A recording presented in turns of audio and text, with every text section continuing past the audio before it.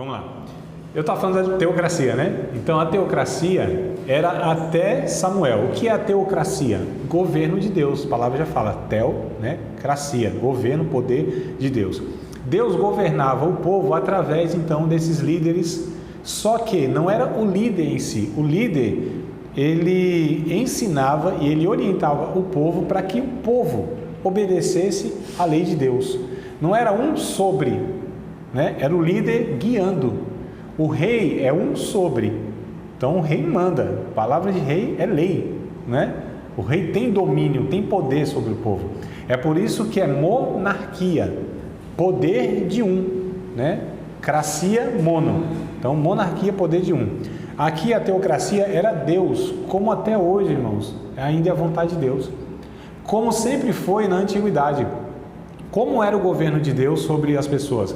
Através dos patriarcas, através dos pais. Vocês sabiam que Deus estabeleceu isso para a humanidade? Que cada homem no seu lar fosse um representante de Deus, cada homem no seu lar fosse o pastor da sua família. Hoje a gente transfere tudo isso, né? E como eu disse, o evangelho, quer dizer, nem sei se eu disse para vocês, foi na turma passada. Essas horas eu não sei nem para quem eu disse, né? Só o que eu disse que eu tenho que me preocupar aqui, porque... Então assim, a gente transfere e a gente tem que entender que o evangelho é o resgate, foi na outra turma, é o resgate da humanidade que nós perdemos em Adão. Então a proposta do evangelho é que a gente se torne aquilo que Deus desejou em Adão, e Adão não deu conta, mas em Cristo Jesus a gente é reconvidado, ou é convidado a estar fazendo ou vivendo, né, a vontade de Deus. Qual era a vontade de Deus? Que cada homem fosse o pastor do seu lar, um representante de Deus. Vocês lembram do desespero lá do Jacó e Esaú, parece, não é? Se não me falha a memória, quando eles um engana lá e pegam a benção do outro e tal, e quando Esaú chega lá e fala, meu pai, me abençoa, a gente se assusta, como assim? Você já não veio aqui? Eu abençoei então seu irmão? Então, eu abençoei seu irmão. O desespero de Esaú, chorando, falou, meu pai, não tem nenhuma bênção para mim. Então, olha o desespero, né, desses homens, porque eles entendiam que o pai era o canal de Deus para abençoar. Eles pediam a bênção, Deus, pai, me abençoa, porque eles entendiam, se o pai abençoasse, era Deus abençoando. A gente tinha até uma prática aí há pouco tempo atrás, né? Tinha a nossa cultura, ainda tinha esse negócio do filho, fala, benção pai, Deus te abençoe. Até hoje, né, mano? Uma prática boa, saudável, cristã, inclusive. E aí o que acontece? Aqui Deus está tentando fazer isso. E o povo disse, não, a gente não quer. A gente quer que um homem sobre nós. Hoje não é diferente, né?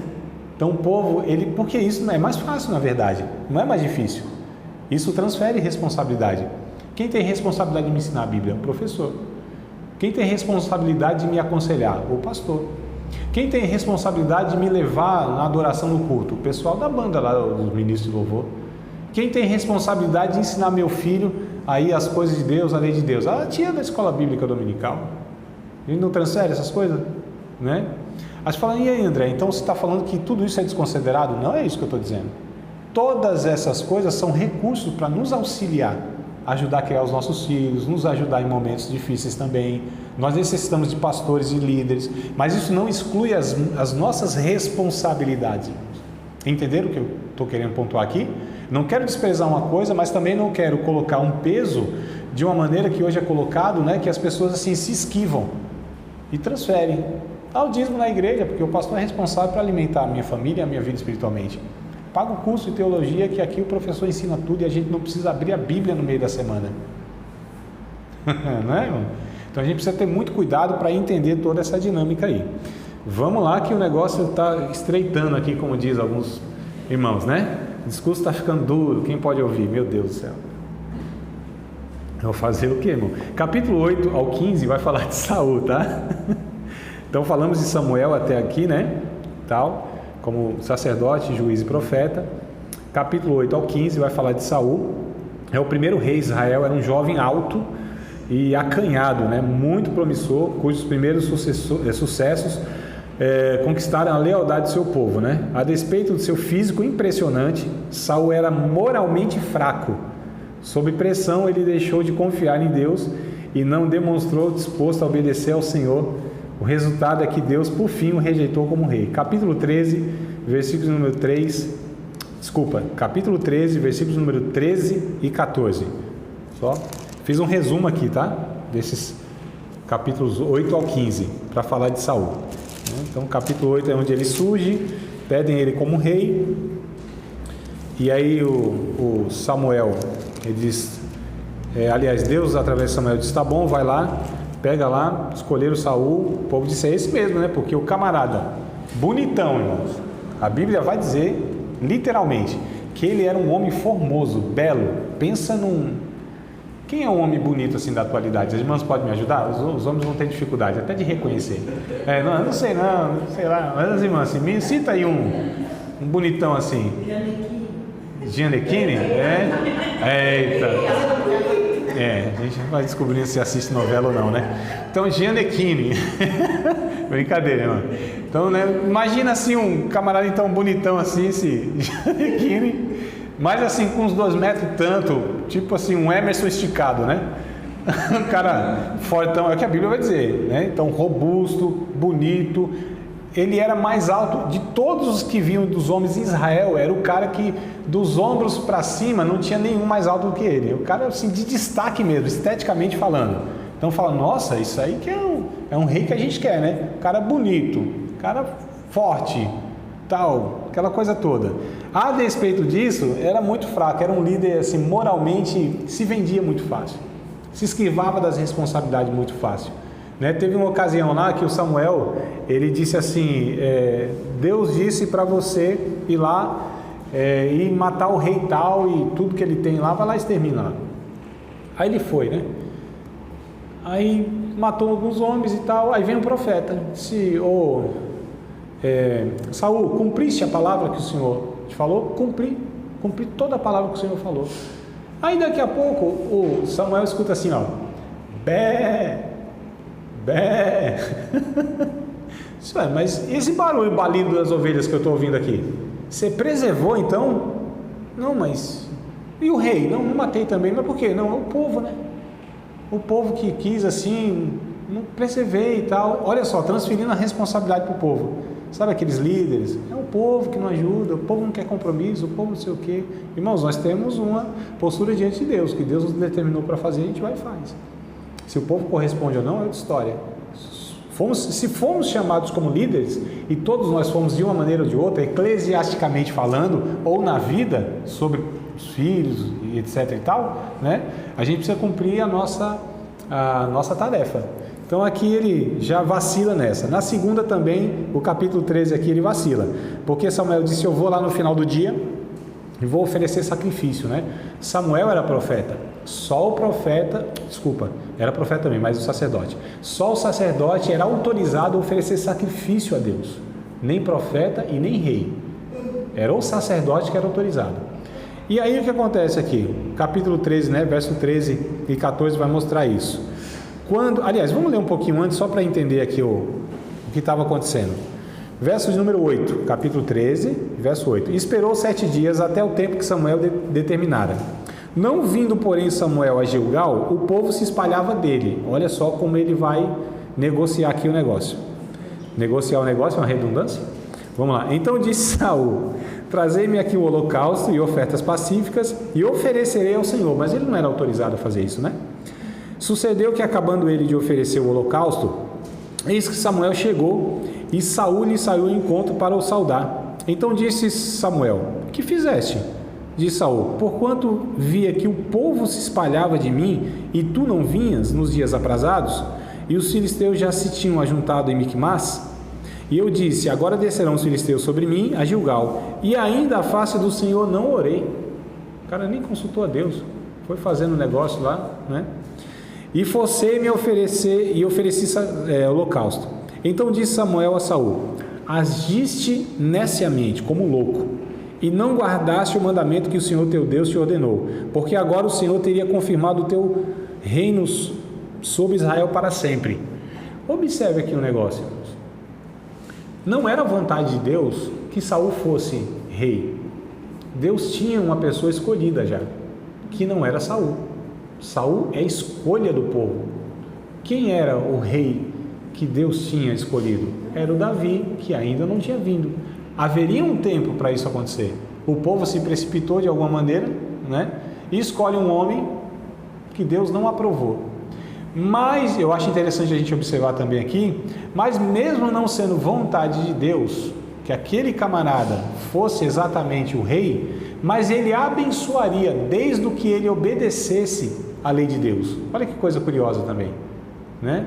Como Deus lida muitas vezes nessa dinâmica que a gente nem entende. Então era Davi, mas se ele obedecesse, é o que o Samuel disse aqui, se tu tivesse obedecido, Deus teria confirmado o teu reino. Verso de número 14: porém agora não subsistirá o teu reino, já tem buscado o Senhor para si um homem segundo o seu coração, e já tem ordenado o Senhor que seja chefe sobre o seu povo, porquanto não guardaste o que o Senhor ordenou. Aqui a expressão é essa, né? Davi é segundo o coração de Deus, é aqui, ó, que está. Então Deus já falou, rejeitei e já busquei um, já sei quem é. Então na ótica de Deus já estava tudo resolvido. E ele ainda depois, o Saul tenta de tudo quanto é jeito. A gente vai ver depois como ele persegue o Davi, né? O Samuel, ele é muito compassivo, muito paciente. Não é aqueles profeta bruto, não, que, né, qualquer coisa já amaldiçoa o outro e profetiza mesmo, vai para o buraco e Deus vai te não sei o quê. Ele ainda insiste com Saul, ele ora, ele intercede. Ele é um sacerdote, irmãos. Ele, inclusive, quando o povo diz assim, ora por nós, ele disse, eu deixar de orar por vocês, eu pecaria contra o Senhor. Ele tinha noção de que deixar de orar pelo povo era um pecado. Olha só, que muitas vezes a gente nem considera isso, né?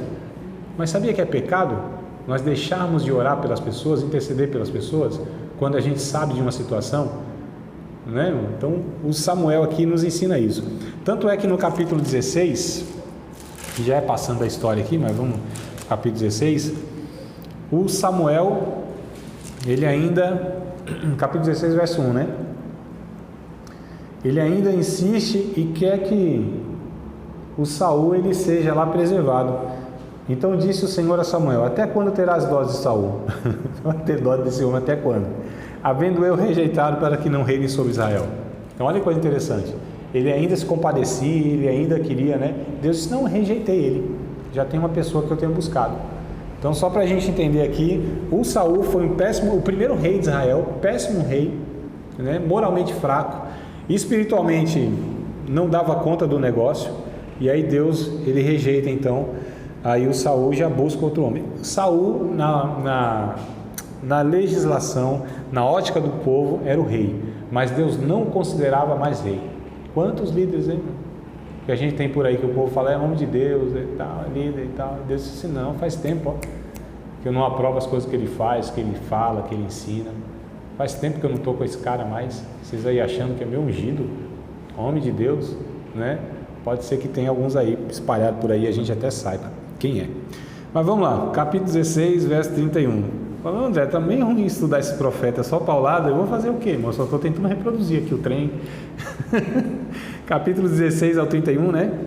É onde a gente conclui aqui o livro nas histórias dos personagens, tá? Davi escolhe. Vamos ler o capítulo 16, verso 1 ao 7, né? E aí eu faço um resumo aqui, tá?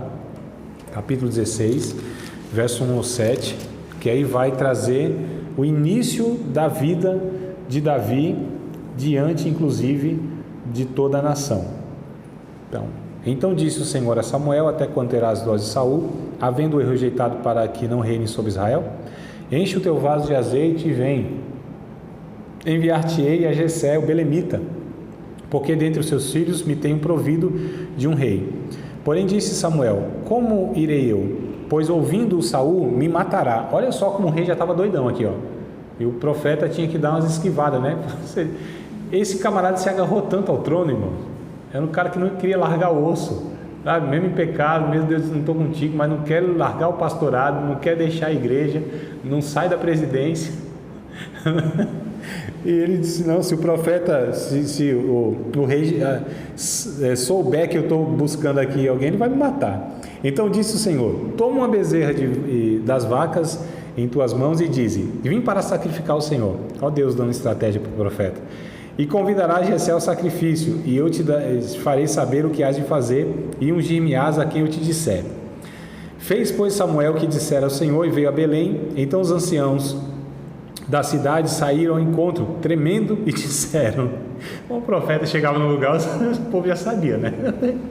É de paz a tua vinda? Ou vai vir aqui para trazer um juízo sobre a nossa vida? O povo já está com as pernas tremendo. E verso 5, e disse ele, é de paz, vim sacrificar ao Senhor. Santificai-vos e vinde comigo aos sacrifícios. E santificou ele a Jessé e os seus filhos, e os convidou para o sacrifício. E sucedendo que, entrando eles, viu a Eliabe e disse, certamente está perante o Senhor seu ungido. Por que ele falou isso? Verso 7, porém o Senhor disse a Samuel, não atentes para a sua aparência, nem para a altura da sua estatura, porque eu tenho rejeitado, porque o Senhor não vê como vê o homem, pois o homem vê o que está diante dos olhos, porém o Senhor olha para o coração. Então, olha que coisa interessante, porque quando viu o camarada assim, altão também, ó, bombadão, tipo Saul, padrão, tem que seguir o padrão, né? Acaba também, esse aí é o nosso rei. Até o profeta se enganou, amados, até o homem de Deus se enganou e foi levado pelas aparências, só para a gente entender o risco que a gente corre em julgar muitas vezes as pessoas pelas aparências, né? Isso a gente, assim, é uma recorrência absurda. A gente olha e fala, isso aí não é homem de Deus, isso aí não é mulher de Deus, desse jeito sim, com esse corte de cabelo, com essa barba, com essa tatuagem, com essa calça, com esse cabelo, com esse brinco, com esse não sei o que. A gente não vai fazendo isso, né? Não tem nem trejeito, nem anda como homem de Deus, a gente não tem essas loucuras assim. A gente vai julgando pelas aparências e tudo mais, né? Não fala como uma pessoa de Deus, não sei o que. Então é um negócio, até o profeta se enganou.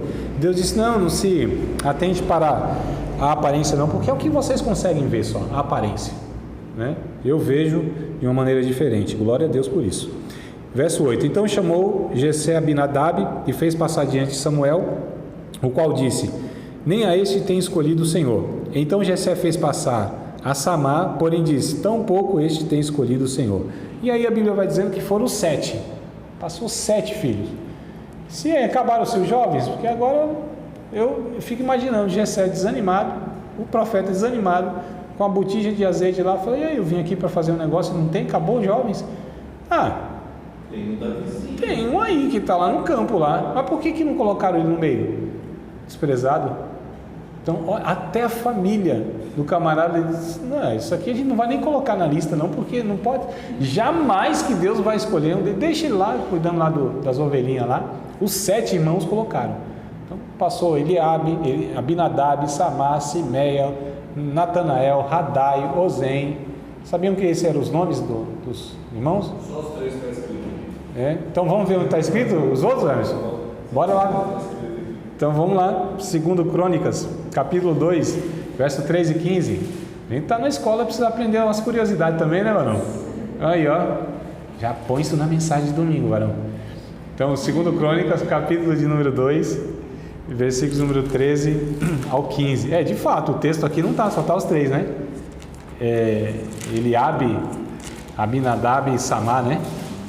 Mas lá em 2 Crônicas, ó que bom quando a gente estuda a Bíblia, né? A gente tem as informações completas. Capítulo de número 2. Se eu achar aqui, acho que ajuda também, né? Capítulo número 2, verso 13 até 2 Crônicas.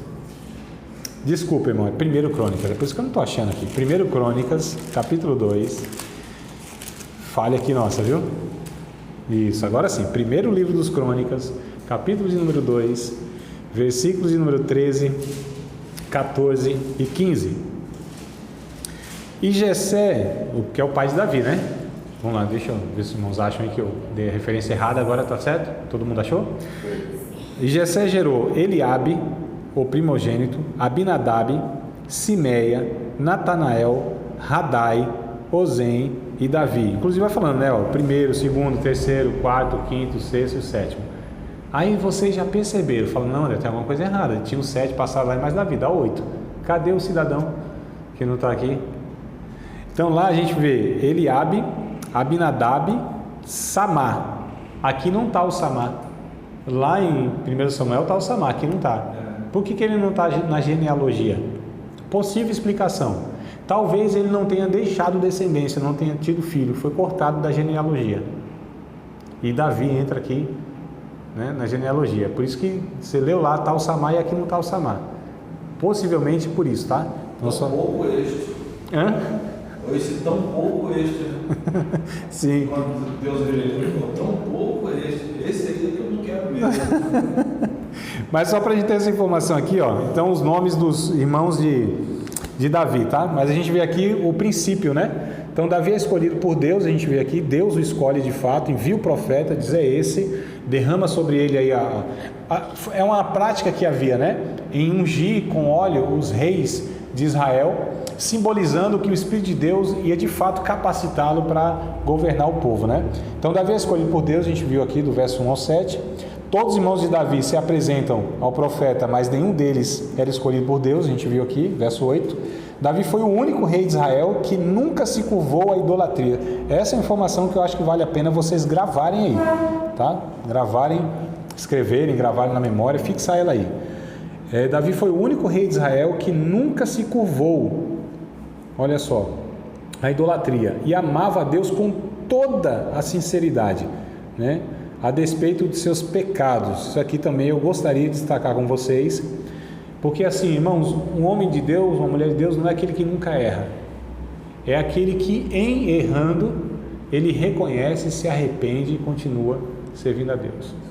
O povo não perdoa, eu sei, o povo massacra, mas continua sendo homem de Deus. E Davi, no seu pecado, ou nos seus pecados, se mostra de fato quem ele era, porque são nos erros que a gente conhece as pessoas, não são nos acertos. Nos acertos é fácil. Eu quero ver depois do pecado, encarar o povo de frente, ser linchado publicamente aí no Facebook da vida, nas redes sociais e na vida real. Eu quero ver, aí sim, enfrentar toda essa religiosidade, esse massacre religioso, esse povo que não aprendeu o que é misericórdia, esse povo que não sabe o que é compaixão, essa gente que não sabe o que é amor, esse povo que não entende absolutamente nada de evangelho, porque se não entende essas coisas que eu falei, amor, compaixão, misericórdia, não sabe o que é evangelho, sabe o que é religião. Então a gente vê a maturidade cristã e o evangelho na vida dos discípulos e discípulas de Cristo quando eles exercem o perdão, a misericórdia, a compaixão. Aí sim, né? Então assim, eu quero ver depois do pecado encarar todo esse povo aí. O inferno é até mais ou menos fácil. Os demônios até que é razoavelmente fácil. Busca a comunhão com Deus, a graça de Deus, o sangue de Cristo, a gente está ali, né, tranquilo. Mas o religioso, irmão, é um negócio doido. E aí o Davi, quando peca, e frisando aqui, foi um péssimo pai, fracassou demais. Mas assim, como indivíduo diante de Deus, ele era um homem sincero, pecador, falho. Não era um exemplo como pai, mas era um exemplo como servo de Deus quebrantado, um pecador que reconhecia suas falhas. Eu acho que Deus olhava para Davi assim, aí está o meu pecador. Pecador preferido, pecador favorito, meu malvado favorito, né? Agora, em que sentido, para que eu não seja mal entendido aqui? Porque a quem Deus olha e Deus se agrada? A uma pessoa que reconhece a sua miséria. É nesse sentido que eu estou falando, né? Não me entenda mal. É nesse sentido, que Deus olha assim e fala, bom, porque Deus não se engana com ninguém, nem pega, meu servo, olha só, confiei tanto nele, confiei no meu povo e ele me deu uma dessa, me decepcionou, me frustrou. Claro que não, Deus já sabia de tudo, irmão, né? E o que mais agradava a Deus em Davi era a sua sinceridade. Davi, vamos fazer um contraste aqui, Saul e Davi? Então Saul peca, desobedece a Deus, aí chega o profeta confrontando, rapaz, você desobedeceu a Deus? Não desobedeci não, é porque o povo aqui ele queria fazer, sempre tentando, né, justificar o seu pecado. Segunda vez também, rapaz, o que você fez? Você desprezou a palavra de Deus? Rapaz, você não veio no dia que a gente marcou? O povo ia se espalhando, eu ofereci o sacrifício, sempre tentando aqui justificar o seu pecado. O Davi, humanamente, ele esconde o seu pecado, esconde lá, um aninho lá, calado lá, matou o camarada, né? Pegou a mulher lá, no adultério e tal, ficou ali quietinho. O profeta teve que vir contar aquela história da ovelha e tudo mais, e o cara ficou injuriado, rapaz, como injusto, eu sou rei, vou punir esse cara. E o Natan disse, mas é tu, o cara, se eu pequei contra o Senhor, olha a palavra que ele fala, pequei contra o Senhor, ele deveria morrer, a lei mandava que ele morresse, pelos crimes que ele tinha cometido. Não estou falando só a lei de Deus e tudo mais lá, como um rei tinha que morrer, pedrada, fogo e tudo mais. Mas quando ele diz assim, pequei contra o Senhor, o profeta fala assim, transpassado será o teu pecado, não vai morrer. Olha o perdão de Deus vindo automaticamente, né, instantaneamente, quando o coração dele reconhece o pecado e diz, pequei contra o Senhor. Ele escreve 2 salmos, 32 e 51, 2 salmos assim que vale a pena a gente dar uma olhada. Aliás, não tem pena nenhuma em ler a Bíblia, né? Então vale a gente dar uma olhada. Vamos lá no Salmo 32 e o 51, que retratam, que relatam, que registram, né? Que Davi fala desse período. O 32 vai falar do período que ele passou 1 ano, porque Davi tinha um pecado, ele não confessou o pecado, irmãos, tá? Não, eu não estou falando que isso é certo, que isso é uma virtude, está mostrando a humanidade dele, como nenhuma novidade, pecador, né? Como todos nós. Ele ficou 1 ano, mas você pensa que Davi ficava de boa, tranquilo? Tipo, ia pregar num domingão assim, sossegado, com o coração em paz? Vocês acham que ele ia, tipo assim, ia lá e... Não, ele ficava perturbado, não dormia direito, ficava angustiado, irmão.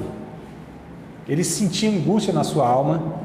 Então, ó, o Salmo 32 fala desse período que ele passou aí nesse 1 ano, tá? Os estudiosos dizem que aproximadamente 1 ano Davi ficou aí escondendo o seu pecado. Mas ele diz assim, ó, Salmo 32, bem-aventurado aquele cuja transgressão é perdoada e cujo pecado é coberto. Bem-aventurado o homem a quem o Senhor não imputa maldade e em cujo espírito não há engano. Enquanto me calei, olha o sentimento que ele vai descrevendo, envelheceram os meus ossos pelo bramido em todo dia. Porque de dia e de noite a tua mão pesava sobre mim, o meu humor se tornou em sequidão de estio. Então, durante esse 1 ano, todo dia, Davi tinha lá, irmão, a mão de Deus sobre o seu coração, né? Esmagando lá, apertando, angústia. Ele se sentia seco, como uma pessoa que estava no deserto. Verso 5: confessei-te o meu pecado, a minha maldade não encobri. Dizia eu, confessarei ao Senhor as minhas transgressões, e tu perdoaste a maldade do meu pecado. Olha só, vamos pular para o 51. Ele escreve esse salmo aqui de uma maneira assim a relatar o que era o desejo dele. Vocês pensam que Davi estava preocupado com o trono, irmãos, com domínio, com poder e com fama? Aqui ele relata qual era a preocupação dele. Porque o que acontece com muitos líderes hoje, muitas pessoas em destaque, eles não querem perder a posição que tem, a fama que tem diante do povo, né? A primeira coisa é essa, vou perder o ministério, vou perder a agenda, vou perder a minha credibilidade, vou perder... Eles não estão preocupados com Deus não, com o nome de Deus, com o Evangelho, estão preocupados consigo. Então Davi queria saber de trono, ele não fez a questão nenhuma. Quando seus filhos, né, foram lá tomar o trono dele, ele não fez questão nenhuma. Um lá quis defender ele, né, disse, não, Davi, ó meu rei, vamos aqui acabar com esses caras. Ele falou, não, isso é Deus pesando a mão sobre mim. Baixou a cabeça e saiu, o povo dando pedrada nele, xingando ele, o filho dele que estava fazendo isso. Ele baixou a cabeça e disse, não, é Deus, são as consequências do meu pecado. O cara levou no peito, né, no sentido assim de assumir, foi homem para assumir, né? Então é interessante a gente observar isso. Tem misericórdia de mim, ó Deus, segundo a tua benignidade, apaga as minhas transgressões segundo a multidão das tuas misericórdias, lava-me completamente a minha iniquidade, purifica-me do meu pecado, porque eu conheço as minhas transgressões e o meu pecado está sempre diante de mim. Contra ti somente pequei e fiz o que era aos teus olhos, fiz o que a teus olhos é mal, para que sejas purificado quando falares e quando julgares. Ele reconhece a sua natureza. Eis que em iniquidade fui formado e em pecado me concebeu minha mãe. Eis que amas a verdade no íntimo e no oculto me fazes conhecer a sabedoria. Purifica-me com esopo e ficarei puro. Lava-me e ficarei mais alvo do que a neve. Faz-me ouvir júbilo e alegria, para que gozem os ossos que tu quebraste. Esconde a tua face dos meus pecados e apaga todas as minhas iniquidades. Cria em mim, ó Deus, um coração puro, renova em mim um espírito reto, não me lances fora da tua presença, não retires de mim o teu Espírito Santo, torna a dar-me a alegria da tua salvação, sustém-me com espírito voluntário, então ensinarei os transgressores os teus caminhos, e os pecadores a ti se converterão. Livra-me dos crimes de sangue, ó Deus, Deus da minha salvação, e a minha língua louvará altamente a tua justiça. Abre, Senhor, os meus lábios, e a minha boca entoará o teu louvor, porque tu não te comprases com sacrifícios, senão eu os daria, e daria mesmo. Tu não te deleitas em holocaustos. Sacrifícios para Deus são um espírito quebrantado, a um coração quebrantado e contrito não desprezarás, ó Deus. Abençoa Sião segundo a tua boa vontade, edifica os muros de Jerusalém, então te agradarás de sacrifícios de justiça, dos holocaustos e das ofertas queimadas, então se oferecerão novilhos sobre o teu altar. Olha só, irmãos, confissão do camarada diante de Deus. A gente vê aqui a grande diferença entre Saul e Davi, a grande diferença de pecadores e pecadores, né? E esses aqui continuam sendo até hoje, para nós inclusive, o Davi, melhor dizendo, continua sendo até hoje. E Deus, quando ele fala assim, esse é um homem segundo o meu coração, você acha que Deus não sabia de tudo isso? E Deus continua declarando, ele continua sendo segundo o meu coração. Porque quem é uma pessoa segundo o coração de Deus? É o que se arrepende, é o que reconhece, não é o cara que nunca erra, porque não existe isso primeiro, né?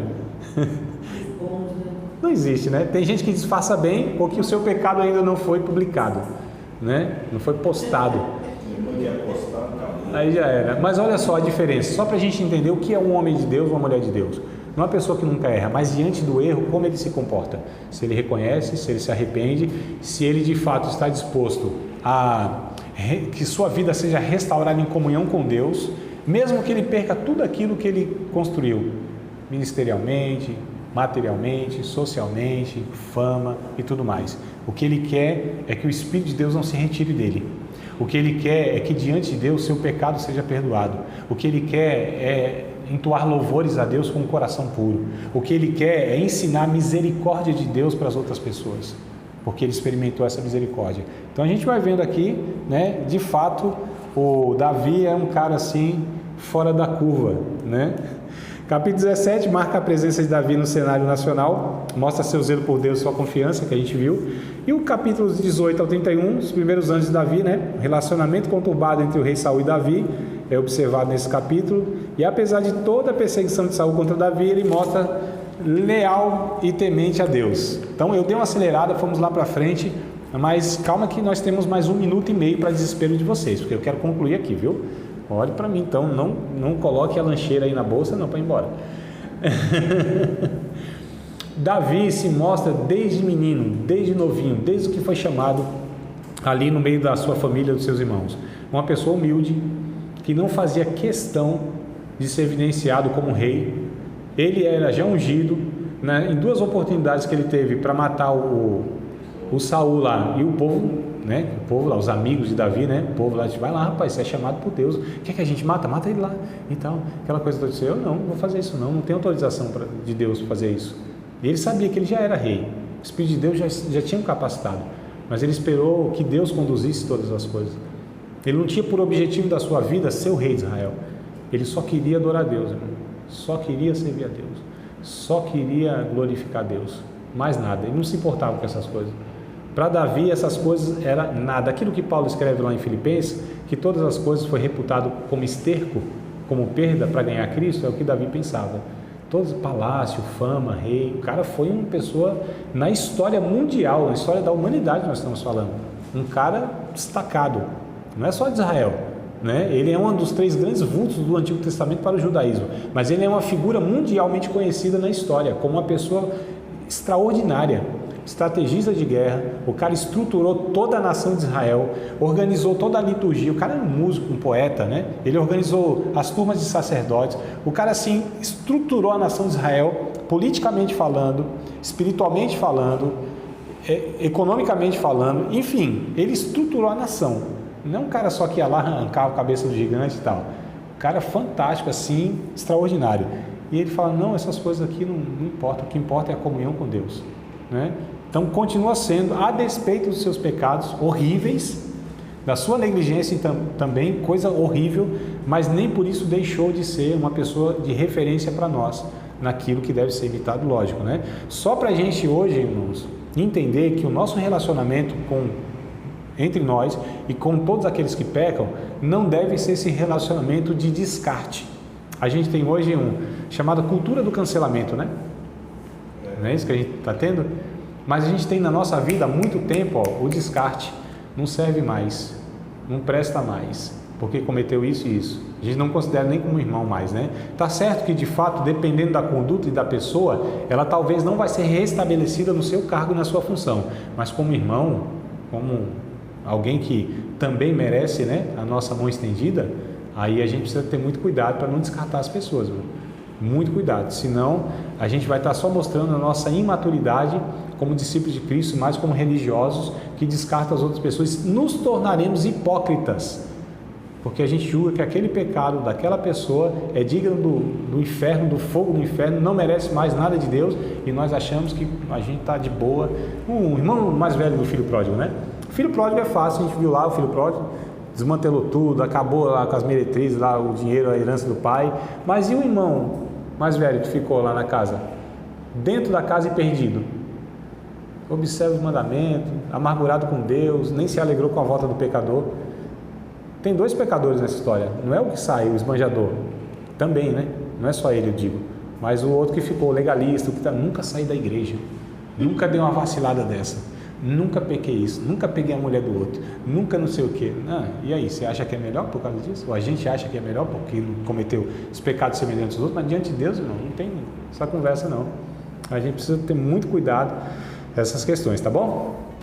Você acabou de participar de mais uma aula de um dos nossos cursos do Seminário de Teologia, Vida Cristã, Palavra da Vida. Espero que tenha te abençoado, não só alargado o seu conhecimento teológico, mas que tenha também atingido o teu coração para que você possa a cada dia mais reproduzir a vida de Deus nas suas relações cotidianas. Se você ainda não é aluno oficial de um dos nossos cursos, se inscreva aqui no contato que vai aparecer do WhatsApp. Também nos siga nas redes sociais, se inscreva no nosso canal, compartilhe à vontade e Deus te abençoe.